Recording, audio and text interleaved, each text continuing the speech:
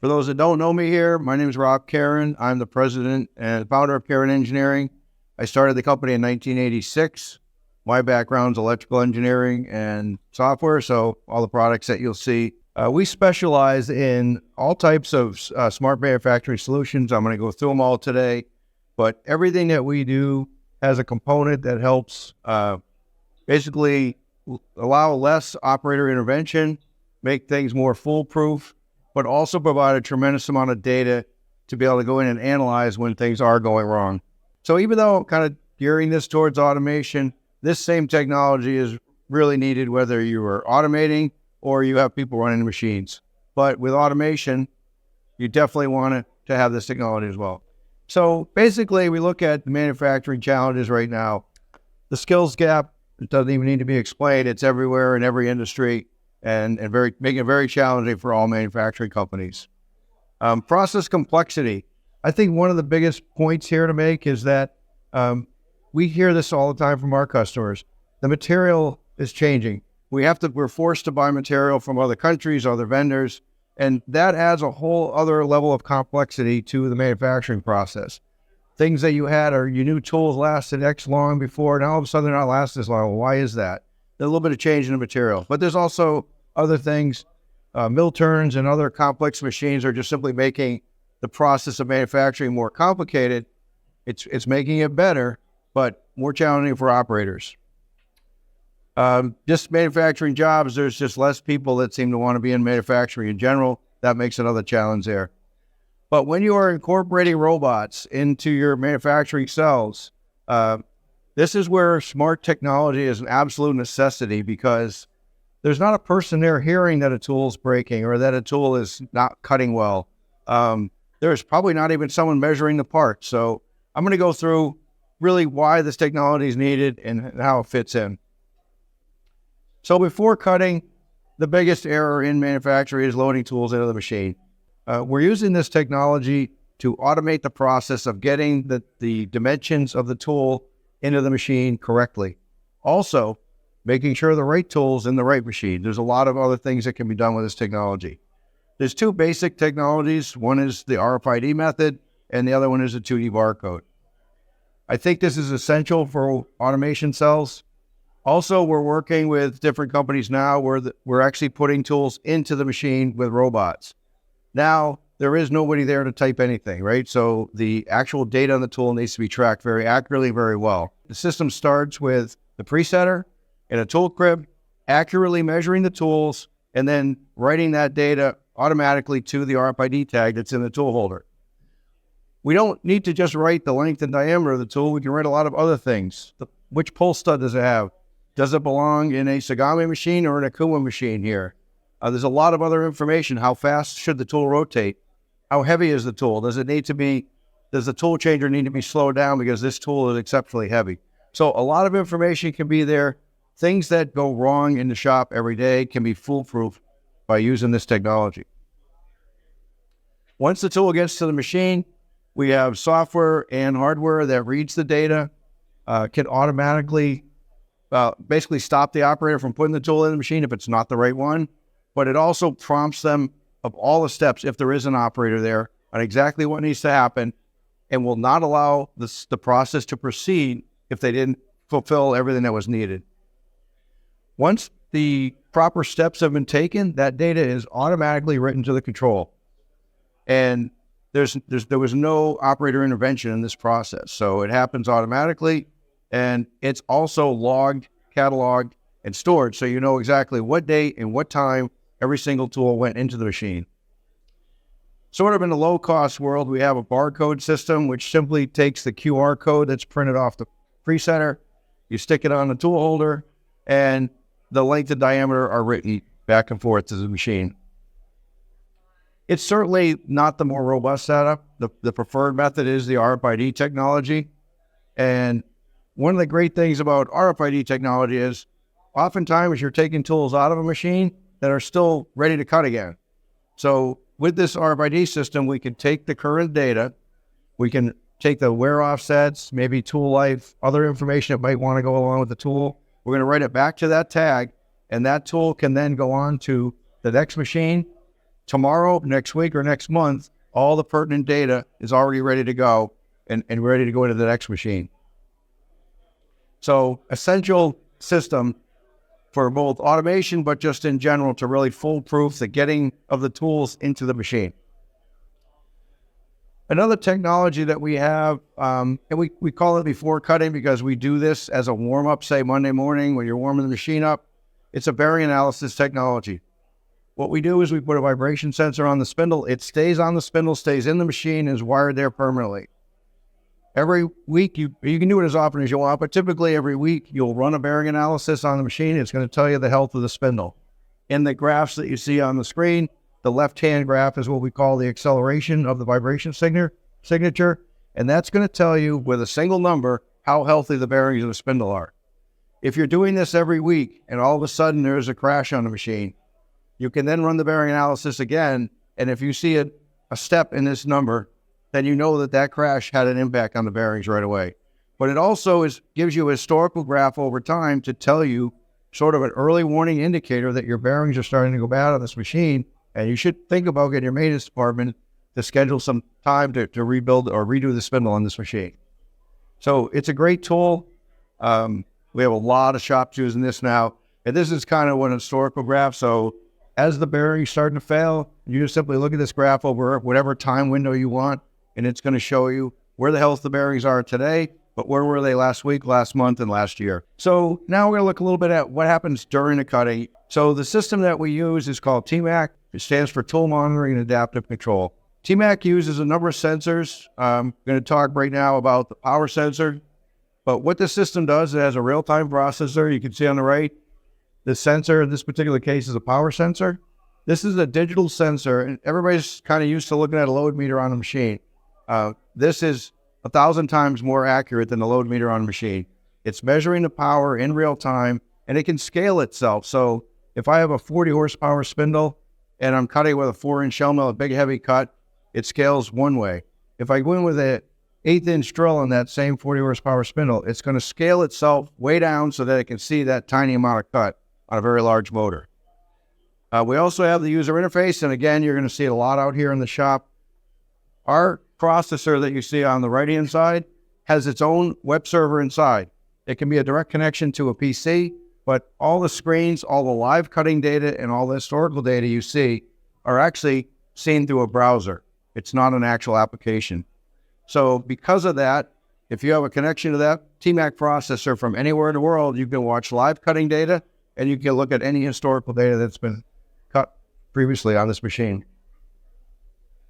So the goal of TMAC is to maximize tool life, prevent tool breakage, reduce your cycle time, and I'll talk about adaptive control with that, and really eliminate the need for an operator intervention. Many shops are changing tools by cut time, by part count, but that's not really very accurate because the material changes, the tooling changes. This gives you a way to get much more accurate tool life and do it very consistently over time. It also provides a common interface. So the screen you see in the center, whether you have a Sagami machine or some machine from Europe or any other country, our system looks the same. Every operator that uses it, doesn't matter which machine they walk up to, they're going to see the same screens, the same type of information. So a little bit about how we actually look at tool wear. So basically, when a tool cuts and is brand new, there's a certain amount of work that tool does, and work is basically area under the curve. So we calculate all the amount of power that's under the cutting line. The cutting line in here is the white line. It's shaded under green and yellow there. So you can see how that tool is cutting. We're actually calculating how much work that tool does. When the tool gets dull, the work that tool does, you can see the time hasn't changed, but the tool is generating more effort, basically, and telling us this tool is worn. And this is definitely the most accurate way to measure the wear of a tool. So these limits, these settings can be done for every tool. A tool can have different limits. Let's say you're cutting at 1,000 RPM, and then you go over and do another section at 2,000 RPM. Those can all be the same tool, but completely different limits, and we can look at it separately. We still have the ability, if the tool gets to an exceptionally large power level, we still have the ability to have what we call extreme limit. We're going to stop the machine, retract the tool out of the material, And basically, it will sit in an alarm at that point until someone gives it some attention. Really, when we start getting into automation now, we feel that this system is essential for automation because you have a robot, it's loading parts all day long, and it just keeps cutting, right? If the drill breaks and all of a sudden you're missing one hole in a part, it may make 50 parts with one hole missing in it. So without having some type of system that's looking at the tool health in real time, you can make a lot of bad parts with an automated cell. So the other technology that's inside of TMAC is tool monitoring, which is, the work we talked about. There's also adaptive control.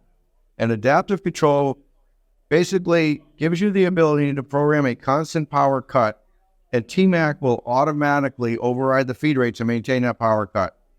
Huge advantage in castings and forgings, but any type of material where there's anything changing at all, it allows you to cut at the best horsepower for that tool. If you think about the surface of a casting where there's peaks and valleys all the time, they're not in the same place on every part. TMAC can automatically compensate for that. It's going to cut fast when it can. It's going to slow down when it needs to. Protecting the tool, essentially also giving the tool a little bit better tool life because it's never allowing the tool to cut excessively. So basically you can kind of see what happens is the power is the white line that's shaded under there, and the feed rate is the purple, and it's indirectly proportional. So when the power goes up, the feed rate goes down. It's trying to achieve the green line, and it does it very well. It's doing this very fast. It's doing all the calculations in real time, and it keeps a very consistent cut. And really, the end goal is that it saves you cycle time because, especially in materials like titanium, you cannot program as aggressively as you'd like to because you don't know what the health of the tool is. The material may change a little bit. So you have to program a little bit slower and more conservative. With TMAC, you can get more aggressive, and it will slow the tool down when it needs to, or the tool degrades some. But when it can, it's going to go as fast as you allow it to. The maximum feed rate, you can see here, is 150%. It can go up to 255%. You have the control over that as the user. So we have other sensors I talked about, the power, vibration for bearing analysis. We also have strain sensors.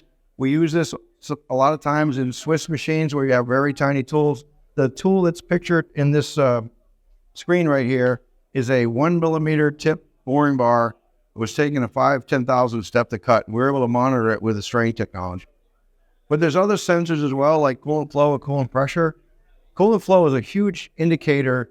Looking at coolant flow is a huge indicator because if your coolant pump gets clogged, then you're going to really lose some tool life simply because you don't have enough coolant delivery. But if you're standing outside the machine and you see it splashing against the window, you really have no idea that it's 50% of the coolant flow.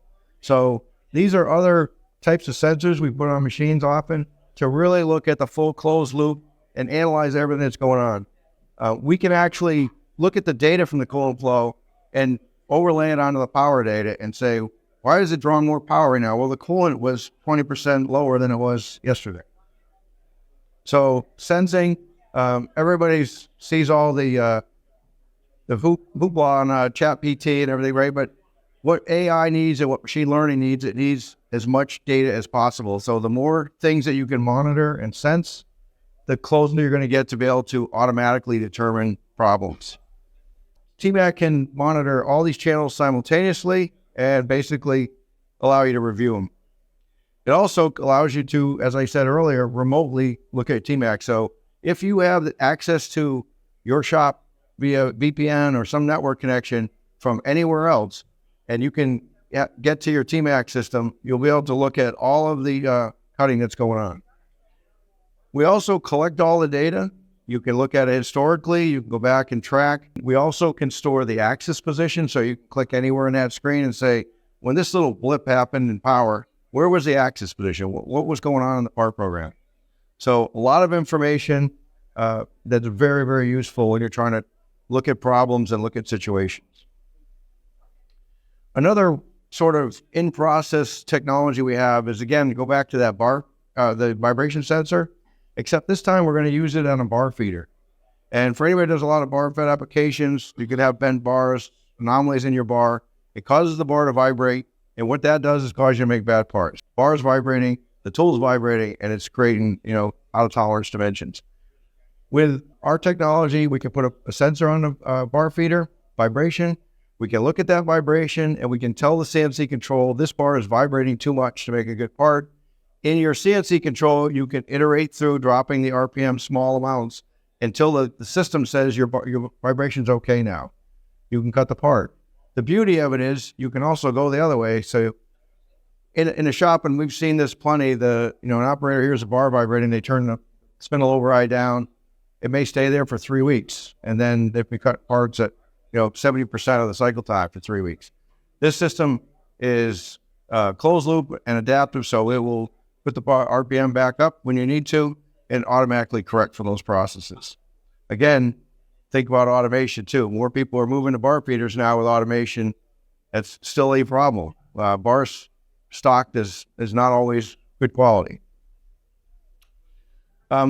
Another thing in the cutting process, so I talked earlier about presetting tools, right? It's a good way to foolproof getting your tools in your machine and make sure the right tools go in the right machine. However, once the tool cuts part one, it may not be the right size anymore.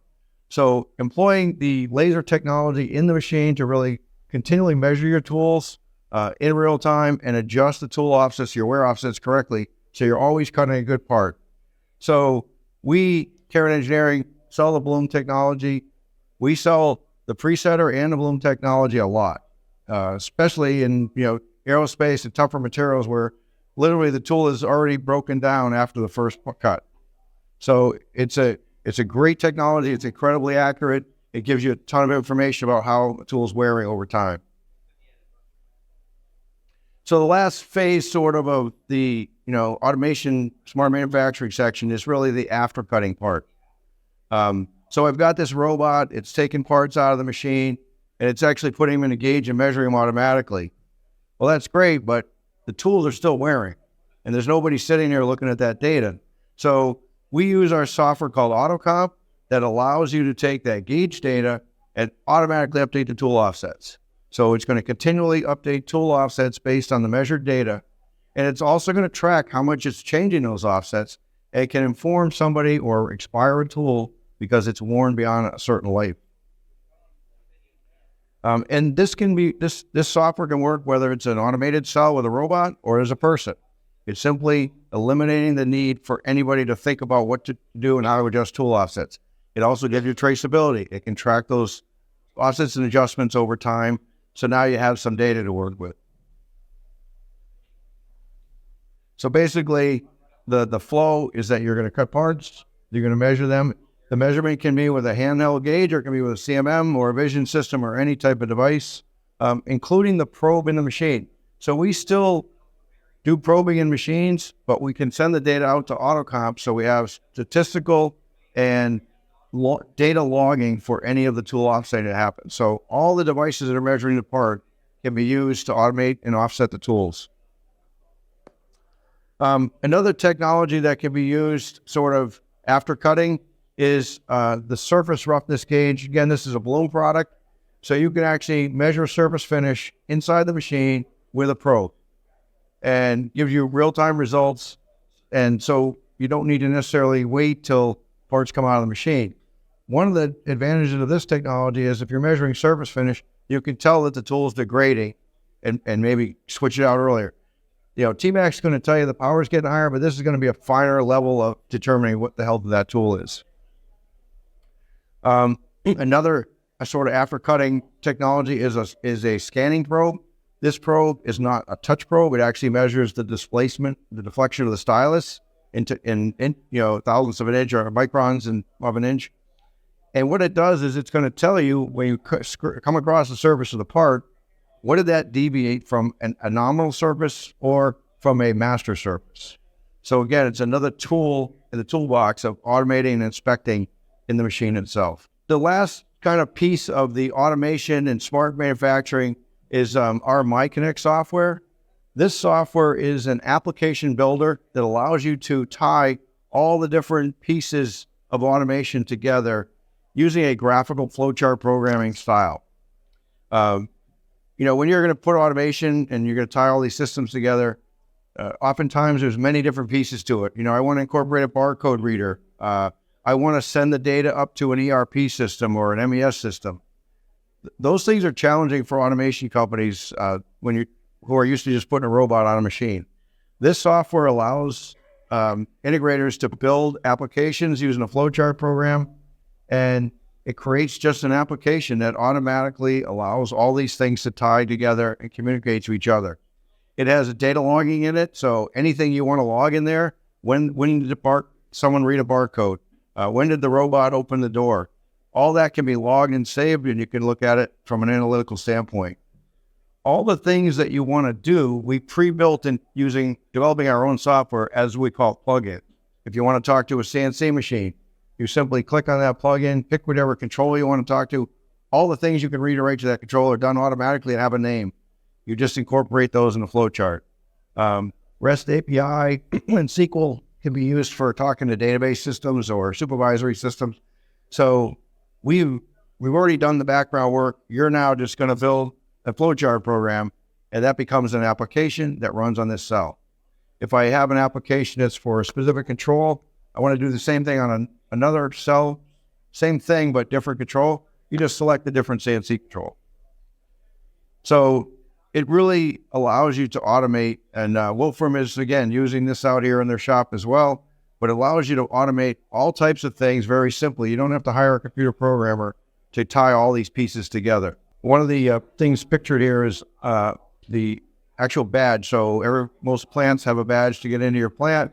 You can actually read that badge for a cell, and it can allow you to access different pieces of the cell without having to know usernames and passwords. So all that can be built with the software. Each of these technologies collects data in real time. Everything we have so many sensors, so much technology. There's a lot of data flying around over there. What you see in Wolfram is the OnTac software. They're actually taking that data and giving meaningful reports back into the system. So, you kind of look at all this data, and everybody looks at lots of data like this and say, what do I do with all that stuff? Well, the OnTac software from Wolfram aggregates that data and gives you a meaningful report of, am I on target with where I want to be, or am I above or below that target, and what's going wrong from there? So basically, all these smart manufacturing products that I'm talking about, the ultimate original goal was to eliminate operator error and any human intervention. But now that we have automation, we need to allow the unattended operation. We need to look at all the things that there was a person looking at before, because they're not there in the cell anymore.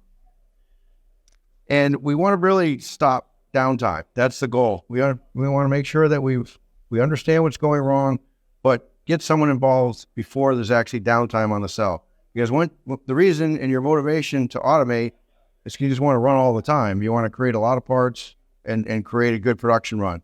So downtime is critical. And then the data is super important. Getting data for the analysis. The more data we have, the more analytics we can do, and the more things we can figure out and help you really solve problems that are going on in your day-to-day environment. So implementing smart manufacturing technologies ensures consistent and accurate manufacturing parts in a fraction of the time. So that was a lot of information in a very short presentation, but we have several people from Caron Engineering here. Obviously, the Wolfram group is very, very familiar with our technology. If anybody has questions right now, I'll certainly take questions. Otherwise, you can come and see us throughout the day.